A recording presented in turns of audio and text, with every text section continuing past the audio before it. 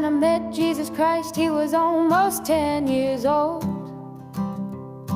And he was helping his mother push a trolley full of all they owned. And because they couldn't find an inn they could get in, they were heading to the city and leaving Bethlehem. Couldn't you perform a miracle? I'm out of them, he said. I tried turning nothing into warmth, but it just made my mother cry. It just made my mother cry. Mary Magdalene has become a man, and tonight he's old, and she has been riding my tram. Now it's late and she's trying to sleep beneath a poster for a bank. Your dreams are important to us as it bathes her face in gold. Come give us your natural gifts, we make wealth from toil. Come pretend for history's page that we're advancing Australia fair. Let's pretend that we're all advancing Australia fair. Okay, here we are. We're in Tweed Heads. Yeah, we are. And who we got? Phil Coates is my name. Now, I can tell you're a painter, Yes, I am. but first off, can you turn your head to the wall? I can. Let's start there. What happened to that year? Yeah. Well, I was 23 and on a night out in Surfers Paradise back in the day. Yeah, and I had a few drinks, you might say, and stumbling across the road and got hit by a drunk driver who dragged me 40 metres under his car. Yeah, so, yeah. And you're saying that he left the car there? Yeah, he dragged me down the road and then hit the gutter, turned a corner, hit the gutter, mounted me under the car, up over me, and just came to rest sort of thing, stuck half on the road and half on the gutter, and me under the car, and then just got out and just sort of did the runner on foot basically. So yeah. Do you have any memory of this? Yeah. I was conscious through the whole thing. So was there much pain at the time? No. Well, obviously I was a bit inebriated, so there was no real pain. But it was like slow motion. They talk about things that happen in slow motion. Can I ask too that when you're going through the pain in slow motion, but at what point were you thinking? Was your body telling yourself you're not dead, but you're injured? Were you doing Well, assessment? I was really, like I said, time slowed right down, and I was thinking, man, I knew I was getting dragged by a car, and I was thinking, I wonder if I know this guy, and then I thought, if I know him, he means it, and I think I'm in trouble. Oh yeah, actually things like someone taking it out, an ex-boyfriend of that's right. I've got him, and oh no, this is not good. And anyway, so this side of my head was on the road, and actually it tore my ear off, and it was hanging by a flap, and so the noise of the road was that loud, and then when my ear got severed, then it was really loud, and so basically everything that was touched in the road sort of got, ground away sort of thing. And I only had a singlet on and a pair of jeans, so I was a bit bunged up for a little while. So what did happen? How long were you in hospital? Were they... Yeah. Was it more than just your head? Was it the whole side of your body? I lost all the skin off there and off my calf. That was on the road, that part, so I lost some skin off there. But they basically sewed my ear back on that night, and then they had to do a scalp rotation and a skin graft to cover the big hole where you could see skull and that. So, so they took me.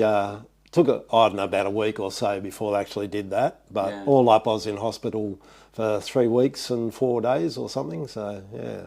Wow. Yeah. So your life starts again from then. Yeah. So what were you doing? Were you a painter then, or were you doing something else? I was just probably yahooing back then, I think. So But yeah, no, actually, that's part of my sort of story. That when, you know, when I was sort of laying on the side of the road, I reckon I died. You know, when I went somewhere, Yeah. and I went. The evidence was that.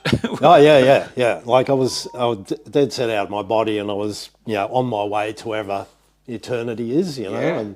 and basically I was given the choice whether to live or die, and Wow.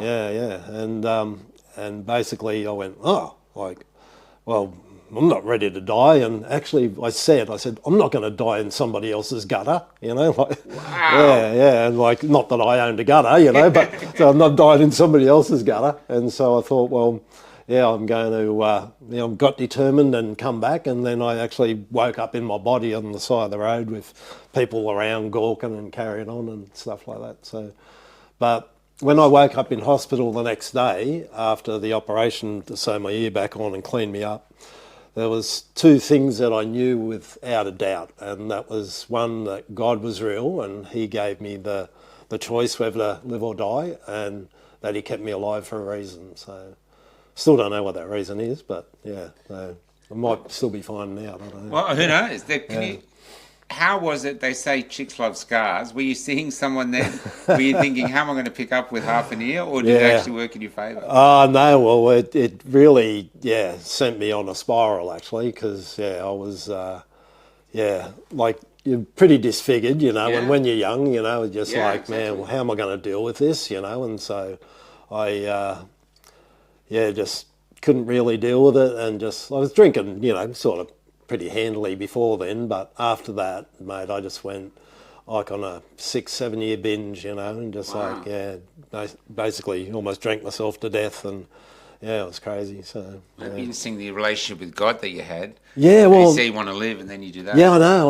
Like everyone says, like, didn't that like wake you up? And they're like, well, yeah, it should have, you know, but I just went totally the opposite way, you know, and and just like went mental, and just I hated everybody and everything, you know. I just went into a real black period. So you're and- just really resentful, like Yeah, you yeah, didn't deserve to yeah. have half your face ripped off. Yeah, well, that's right. Like, yeah, the guy never even, you know, apologised or anything, and you know, and I went to court, and I was subpoenaed to go to court as a witness, and I'm thinking, I'm the victim, not a witness, you know, and it was all sort of topsy turvy. And Did he cop anything? well, he had two major charges and two minor charges, and so I heard was that the barrister that got the guys off the Whiskey A Go Go bombing years ago was his barrister, and got him off the two major charges, and then, which was not leaving the scene of an accident, and it was causing grievous bodily harm and something else, and I think the minor charges was leaving the scene of an accident and not supplying information. So they actually, I was in court like half a dozen times, and anyway, when it got to the point where they, you know, dropped the major charges and were facing the minor ones, I just went, this is bullshit, you know, and the judge says, hey, shut up you, I'll kick you out of this court, and I went, stick it up your butt, mate, I'm out of here, you know. So yeah, it was really felt like, yeah, it was sort of done over a bit. So So he got away with it, because that proves that Yeah. there's no fairness. oh, of course, yeah. And I didn't really want him to go to jail, you know, because, you know, it was an accident, you know, but he was drunk and he had the weapon, you know, and Yeah, sure, that's I right. was drunk, but, you know, if we were both drunk and walking, we just would have butted heads, you know. But, Yeah. you know, he had the weapon, and so I went, oh, well. Yeah, but it could not have been. Could have been a kid. Could have been Yeah, a lady. yeah, and exactly, You were yeah, a kid. You're yeah. already 20. Only Like we're at 24, our yeah. age now. 20. You're a kid. I mate. was a kid, yeah. Yeah. Still a bit of a kid. But, Yeah, and you sort of that age, you're ready for the world in a yeah, big way. yeah, that's right. Yeah, know? and it did take me on a big sidetrack. Yeah. How'd you get out of the drinking? How'd that change? Well, I met my ex, and we sort of hit it off and got together and moved up this way from Sydney. We're both Blacktown people, you know. So Westies, and anyway, so we moved up here, but you know, by the time I'd met, the damage had been done. I'd been binge drinking for a long time, you know, and Oh, so what, you had liver problems or something? No, basically, brain swimming in alcohol. So yeah, Wow. so I forget, there's a technical condition, it's Yeah. called something, but basically that's what it is. You drink that much that your brain's just swimming in alcohol and you're pickled, basically. So yeah, and I nearly lost my mind after I gave up drinking. It was a pretty horrendous time, and so I basically had to cold turkey it, and just like, man, it was. That would have been tough. So you would have Yeah. gone through the shakes. The whole bit, yeah. So, I sort of got over that and, sort of got into She good stayed health. with you through that? Yeah, surprisingly. Yeah. It's like, so, yeah, we had a couple of kids, and she had a couple of kids beforehand. When you had the kids, though, were you better by that? No, well, I got crook between my son being born and my daughter being born. So, yeah, he was born in 92, she was born in 94, and I basically gave up drinking in 93. So, Okay. Yeah. And then since then, how are you going now? You still go back drinking, or is it... no, I haven't had a drink in all that time, So. In all that time? Well, that's a victory. Oh, yeah. No, I'd like to have a drink, every now and then, particularly after a hard day's work. But actually, it's sort of like poison to me now. So my body won't tolerate it. It's crazy. Yeah. Even like apple cider vinegar, it's like it affects me. Like Oh, well, your body's almost sees that as like... like I couldn't drink non-alcoholic wine, even though there is a bit. It is. They say it's non-alcoholic. There is a little bit. Okay. But even if it was zero, I reckon my mind wouldn't deal with it. Yeah. I can't even risk having. So your mind is almost in a survival mode against you. Yeah, pretty well. Yeah. Yeah. So I've got to try and retrain it. And they reckon microdosing, sort of straighten things out. But I'm a bit scared to do that too. So. So, moving on though, you've got from there, you get back, and you still, we were talking about it before we get to where we usually talk. Yeah. You're actually like me. You're a walking museum. Yeah. You can remember in Australia. Yeah. Think back to an Australia when you were 18. Yeah. And no computers. Yeah. Well, it's your oyster, isn't it? Just No like, ATMs. Yeah. No, it's great. Like. So what did you do on the weekend for money? For anyone under 50, what did you do on the weekend for money if you couldn't get to an ATM and there's no cards? Yeah. No touch and tap anything. Yeah, no, nothing. You couldn't do anything, could you? So no, it was pretty basic back then. Yeah, it was great. No computers in the cars. No, it was pretty basic back then for sure. Did you, when you look back at it fondly though, is it just think times made it fun? Makes you think of it fondly, and actually there was a load of troubles, or No, I really liked it because you could go anywhere, get a job. I used to like travel up here, and down to Victoria, and as a painter, I'd just like get out the phone book, ring up blokes until they found someone with enough work to put me on, and had no trouble getting a job. So I'd hate to be trying to look for a job now. So I'm self-employed, so. Yeah, there's that's a different none story. of the bullshit forms or anything you had to go through, checks or anything? Oh, no. I'm not a pedophile check, you didn't have to do that. No, actually, I actually had jobs where I was working under assumed names and all sorts of stuff. Just like, it was pretty cool. You could get away with it then. No, just nothing. Oh, what's your name? Well, Joe Blogs, And cashies everywhere. Yeah. And so still a bit of that around. So have you been aware of a decline in, like, say, in maybe the happiness of our culture from when you were in your 18s to now? Or I don't know. Yeah, it's sort of like hard to say. It depends on who you hang around, I think. So I think society still is definitely a bit more standoffish and stuff like that. But I don't know. If you're just a nice person and you meet people, like I've never had trouble meeting people, and was always like, I left home at 17, and I just mate, I'd move up to the Gold Coast, and you'd have a bunch of mates before you knew it, and I think that's probably still the case, if you're genuine and and stuff like that. So I don't know, but there is definitely a fraction that people don't trust each other, and this whole lagging people in for you know, wearing, Now, you got to going back to the museum. yeah. When we were in our teens, lagging was literally against the social law. Oh, absolutely, yeah, yeah. You're a dog if you lagged someone Yeah. in, yeah, definitely, yeah. It was For anything. yeah, that's right, yeah, yeah. No, you took the rap if you had to, you know, for a mate, and yeah, just like it was good. I mean, everyone knew where you stood back then, but Yeah. yeah, it's really sad now. So yeah. So COVID comes along. Why didn't you buy it? Well, I've been an anti-vaxxer for. Do you think the car had knocked some sense into your head? I think it did, yeah. I reckon it probably did. Yeah. But you know, we were talking before too about being a black sheep and all that. So yeah, it was always, yeah, my brother was the goody two-shoes, you know, and I was, you know, like the rebel, you know, smoking cigarettes at 9 years old and, you know, all the stuff. So, yeah, I had. So the rebel side of your nature, you think, Yeah. makes you sceptical against. Absolutely, yeah. Bosses yeah. and stuff. Yeah, absolutely, yeah. Anybody in authority, yeah. Yeah. So my dad was actually a good role model. He reckoned he was like the original, you know, rebel, you know, but I sort of added to it, you know. He's a pommy, you know, and he grew up a bit, you know, sort of, not on the wild side, but he was just sort of like, you know, he's a unionist and all that, Yeah. you know, and he was a big Labor supporter when Labor was for the worker and all that, you know, and he was a leading hand, you know, for the public works for 30 years, you know, and so he was for the boys and everything, you know, and he wouldn't take any crap from the bosses and all that. So you got on with him? Oh yeah, well, great. Yeah. When did you lose him? About 16, 17 years ago, yeah. That must have been pretty tough. Yeah.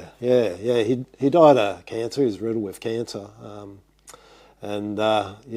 which is sort of like everyone's going on about this turbo cancer now. Well, you know, this was like way before COVID. You know, 16, 17 years ago, and he died within 3 weeks of knowing he had it. So Okay. yeah, so it's not always the case, you know. Yeah. Now, So what was something wrong? He went in and he found out he was riddled. Yeah. Well, he started coughing up blood actually. So yeah, and like the week before or that week, he was playing golf and went out to dinner and everything, and you know, started coughing up blood, and he goes, "Oh cripes, I better get that checked." So went there, and I don't know how they told, but you know, they said, "Oh yeah, you've got cancer of this and that and the other," and then like within a week he'd had a fall and ended up in hospital, and so I went down from here and spent the last 2 weeks with him, and he was gone in 2 weeks. So yeah, pretty full on. Yeah, and that was like just as me and my ex were breaking up as well. So yeah, it was a pretty full on time. Yeah, so yeah, pretty It's funny. interesting the tests we go through. You know Oh, what I yeah, mean? hey, If you yeah. were famous, that'd be like, oh, did you read Yeah, what happened to yeah, him? yeah. But because you're a painter in the Gold Coast. Yeah, no one knows about it. Yeah. Well, they might know now. How'd you get over losing your dad, though? Like you're losing your dad, Yeah. losing your marriage. Well, getting over my dad was easier than getting over my marriage, actually. So yeah, the marriage is, you know, not a clean wound, you know, where you're losing your dad is a clean wound. Yeah. Yeah. So yeah, you're supposed to have your parents die before you know, and it's not supposed to be the other way around where a parent loses their kid. So it's a natural progression, even though it was early. He was 76, so even though it was a bit early, you know, like it's, you know, natural sort of Yeah. thing. And so it was clean, you know. Took a while to obviously get over it. And I used to have dreams, you know, for quite a while that he was still alive, you know, and even in my dream I'd be going, "What are you doing, Dad? You're supposed to be dead," you know. It's so weird. Yeah, really weird. You ever speak to you? I don't know. I don't think he did. But yeah, it was pretty weird. Yeah, just like, yeah, quite often he'd be in my dream, you know. So Do you want to talk about your marriage? Because she stuck with you so hard times. So what happened? Just two broken people, you know, that never really dealt with their crap, you know. So we tried, and if we had got help, you know, like good counselling, you know, I reckon would have survived it. But yeah, you know, I was So still two broken people trying to heal each other. yeah, you know,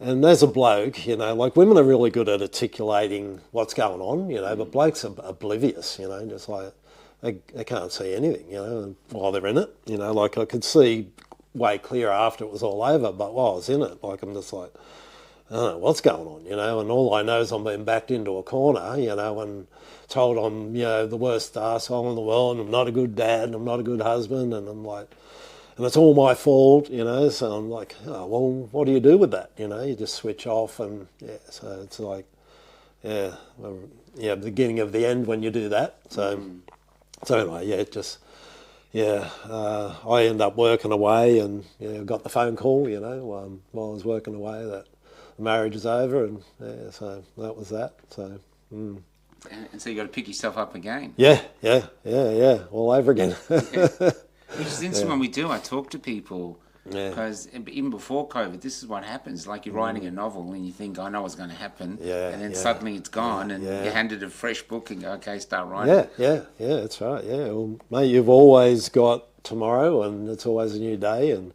and it's like sometimes we're a little stuck. You know what I mean? We can't really immediately drop things, but that was always what I liked about my life as a young bloke. Mate, I'd be here one minute and gone the next. I remember being at mum and dad's once, and I was going out with some chick, and I was sort of like over it, and I'd got home from work and I got in the shower, and while I was in the shower I went, I'm out, I'm done, and I said to my mum, I was actually, had lost my licence at the time, so I couldn't drive, and anyway I said, Mum, drive me up the station, and she says, where are you going? I said, I'm catching the train into Sydney and jumping on a bus, or I'm going to Queensland, so they're like gone, just like, and that was how we lived, just just like one minute, gone the next, and I loved it, so. Well, you could do that then. I mean, you could turn up. It wasn't like I remember turning up in Hobart of all places. Yeah, right. Yeah. And within a week, I had a job at the casino. Yeah, right. And you just turned up, and they just looked at you and went, "Yeah, all right, we'll give you a credit." Yeah, They just evaluated you on the face spot. to face. Absolutely, yeah. And with painting, it was sort of like, what I would do now if I put someone on, it's like, well, you give them half an hour, and within half an hour whether they're any good or not, and so it'll be like, don't come tomorrow, or whatever. But I was like, I never lost a job, I was always pretty handy, so knew my trade, even as a young bloke. So my dad was a painter, and stuck a brush in my hand at 10 years old, so. Oh, well, there you go. Yeah. When did you get when you said about conspiracy theories, when did you get into them? Well, I was probably a bit slow, really. I was definitely an anti-vaxxer for over 30 years, and I probably haven't had anything myself for 40 years, so. And you said you're an anti-vaxxer because of this area. Yeah, it's a pretty, alternate area, and, so we had a good bunch of friends, that were all sort of anti-vaxxers and everything, so it was a bit of a no-brainer. We're just like, once you sort of wake up, and,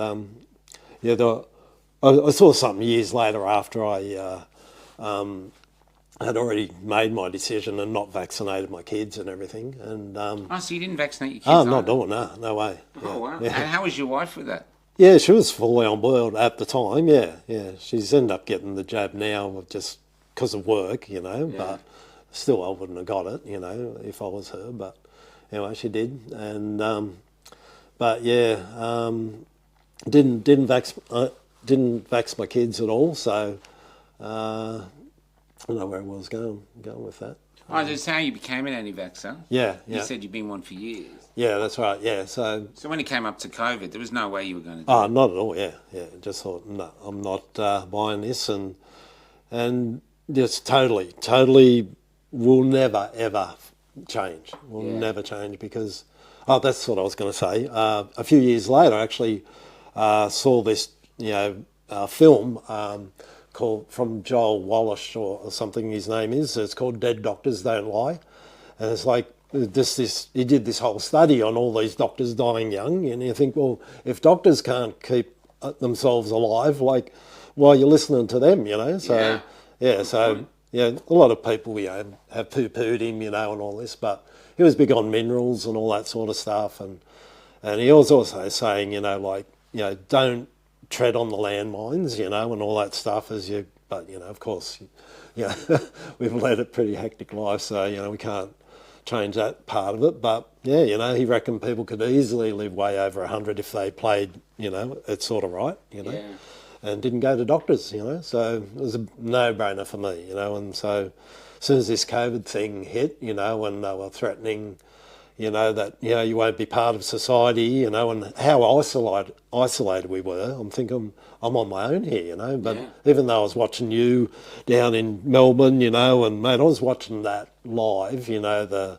shrine and everything, you know, and mate, I'm like, oh, what the hell, you know, and just like, you know, all this stuff, and I'm just like, but you still felt like I'm on my own, you know, like, you know, but I was going to all the rallies here and everything, you know, the protests and everything, and I went to the first one they had in Brisbane and everything, and so I was like fully on board with everything, you know, and yeah, just like, yeah, pretty vocal, you know. If you go back through my Facebook feed, you know, you'll see everything, you know, that's ever been sort of put out there, you know. So, but yeah, there's no way I would have, you know, bought into it and still won't. So, yeah. Were you surprised how your country reacted? Yeah, absolutely. Yeah, just like, you know, I think all my family have got it, you know, and I said to my brother, you know, my mum's like in her 90s now, you know, and I said, mate, don't let her get it. Don't get it yourself, you know, and he says, oh yeah, I won't, you know, and I says, look, there's no hurry. Don't worry about it. Just wait for a year or two or whatever. Don't, you know, like, let's wait and see if it's any good. Yeah, he probably waited 2 weeks or something, you know, and I'm thinking, yeah, idiot, you know, just like, and but my mum only had 3 before she sort of, I don't know if she's woken up, but she just thinks, well, I won't bother. But you know, she's still going to get a flu jab, and you know, and yeah, old people are really weird, aren't they? You can jab them with anything, you know, and they seem to not keel over. Yeah, she's actually 98 in October, you know, and she's like still She's not going. good for our case. Yeah, I know, yeah. Well, she like, yeah, was into like meadow leaf years. She grew up on a farm, you know, a dairy farm. And like when I started waking up, you know, up this way, you know, years ago, I'm going, what are you doing eating margarine? Get back on butter. And she says, you know, well, it hasn't killed me yet, has it? You know, I'm like, I die. My dad's the same. Yeah, how can you argue with it? You know? Drinks water at the time. What about fluoride? Yeah. You know. Well, my dad's never drank water, you know, and maybe that's why he died at 76, you know. Yeah, like... As your painting job, was your work affected much? Like No, well, it took me a while to sort of wake up to, you know, like how much of a joke it was. So I sort of did isolate a bit, you know, and sort of lived off my savings, you know, paying my rent out of my savings and stuff. So, and I just thought, oh, when am I going to get work? No one's working and all this sort of stuff. But, you know, I think it was probably, you know, 4 months or something, you know, just sort of like, I don't know, whether I'd, you know, I couldn't get over the border. They'd shut the border and all that. so you work over the border a bit? Yeah, if I can, yeah. You know, I don't get a lot over there, but yeah, I do get a bit every now and then. So, but yeah, so that was sort of like out, you know, from there. But yeah, I just pick up work and yeah, just. Well, with this work you pick up, you're out there in the community. Yeah. Are you noticing any vaccine injuries or anything like that? Well, I know another painter who got vaccine injured, yeah, and I think he had lung trouble. I think it was lung trouble, yeah. So, and he knows he was vaccine injured, and yeah, still I know a few people. Even my flatmate who was living here, you know, she got vaccine injured, and her son got vaccine injured. You know, he got, yeah, he was only a young fella and had to get it for his job, and he got one of them pericarditis, yeah, whatever. Pericarditis. Yeah, or myocarditis, one or the other. So, yeah. Yeah, sort of a mild case or something, but yeah, whatever that means. Yeah, you said it was mild, the doctors. Yeah. So I don't know, I haven't heard. You'll be mildly dead soon. Yeah, that's right, yeah. It's like, what was that? It's like, death isn't, you know, classed as, you know, an adverse reaction. You know? So, they actually call it unalive now. Yeah, right. Really? Unalive, yeah, I'm noticing on a few publications are going, so he's unalive, and you're going, yeah, right. You mean dead? Yeah. And for some reason, they don't like saying dead. Yeah, right. Yeah. What about the other things you're seeing in Australia now, though, like the cost of living? Oh, you're single by yourself, cost of living. Yeah. The migration, we're not allowed to talk about it, but what are you seeing here with that? Yeah, not too much like in the way of, you know, different ethnicities here around this way. But yeah, I've been watching Ted the Trucker, you know, I don't know if you've seen him, he's a pretty radical sort of guy.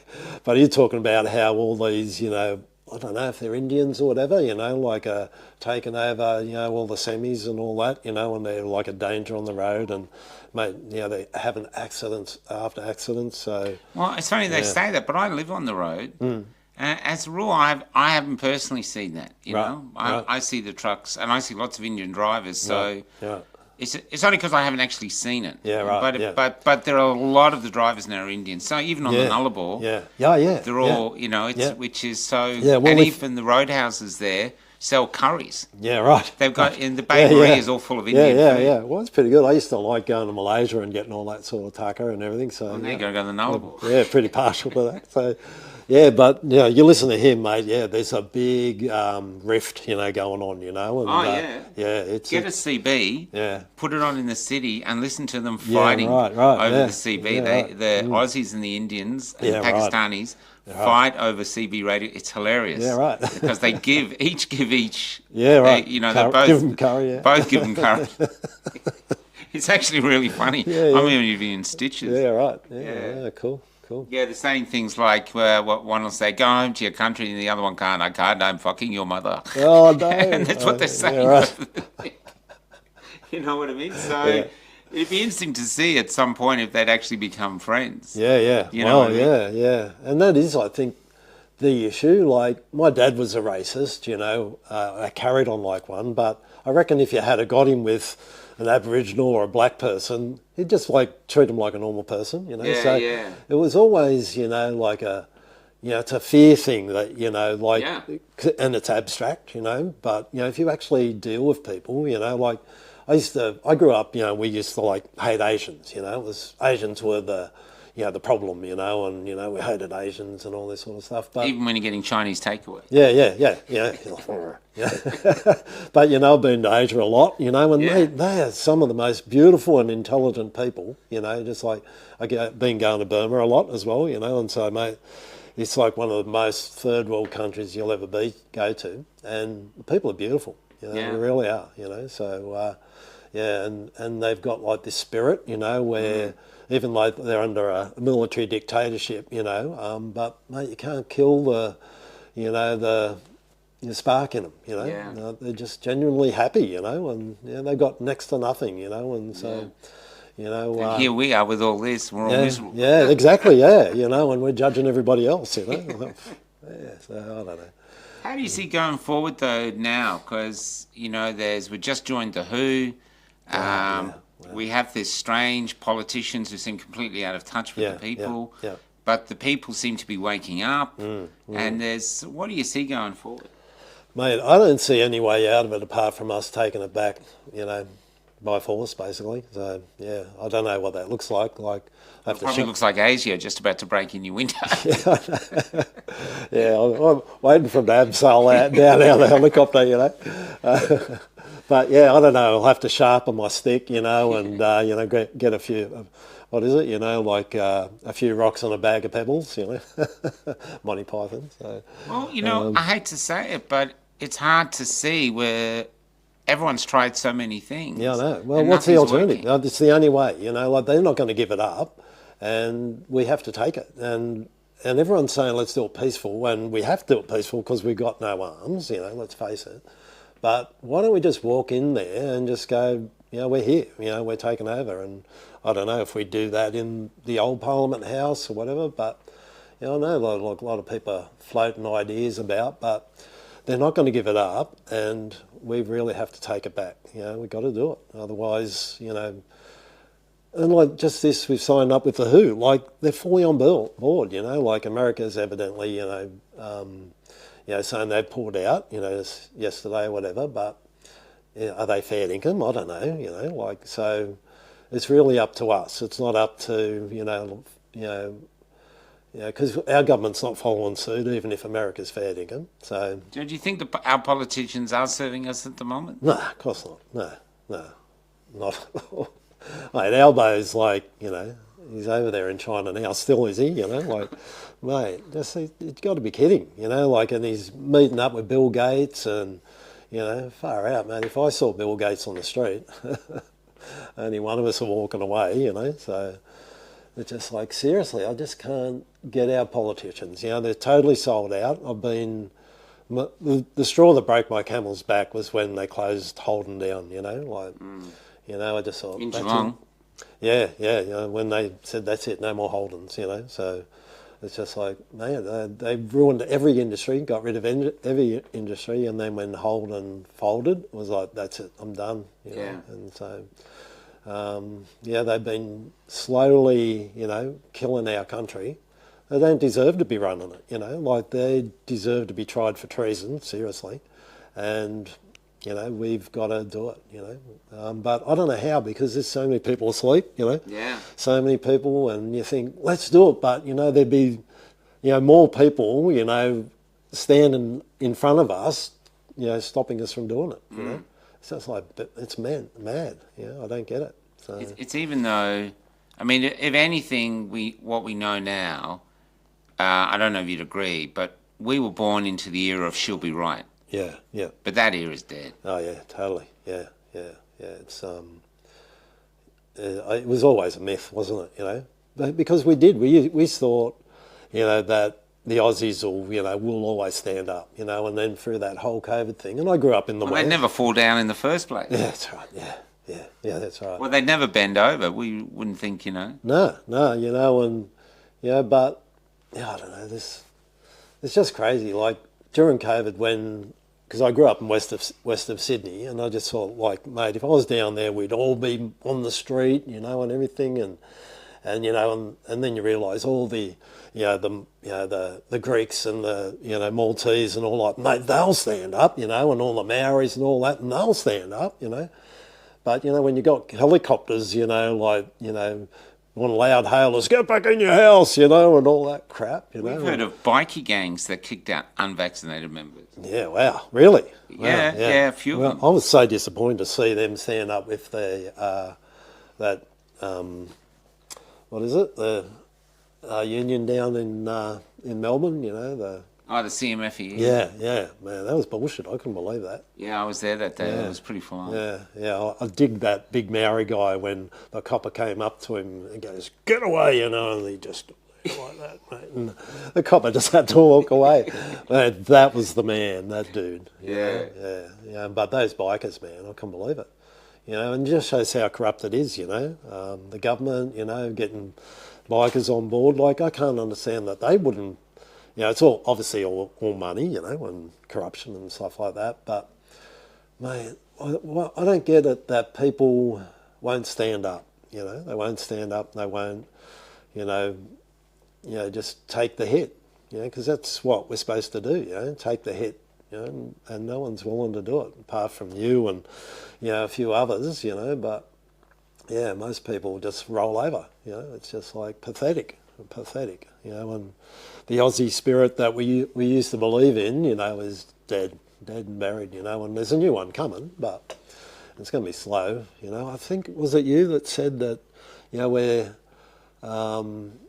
just the start of it, you know. It's a long marathon relay, and we're the first baton runners. That's right, yeah, you know, so we won't see it, you know, but I want to see it. We've got to keep running. I want to see it though, you know. I want it now. I want it now, you know. And well, you manifest it, and your grandkid will enjoy it. Yeah, we got to. I think we got it, you know, because I don't trust it. You know, like when we're dead, you know, they've got all the brainwashing, you know, of the kids coming through. I don't know that, you know, they won't win, you know. Like, I think. Well, you were born in a time with no computers, no yeah. cameras watching every move at all, oh, man, no cards to paint, no digital ID, and stuff like this. You literally could be the last Australian. Could be, yeah. Me and us, our generation, yeah. It's pretty sad, man. Yeah.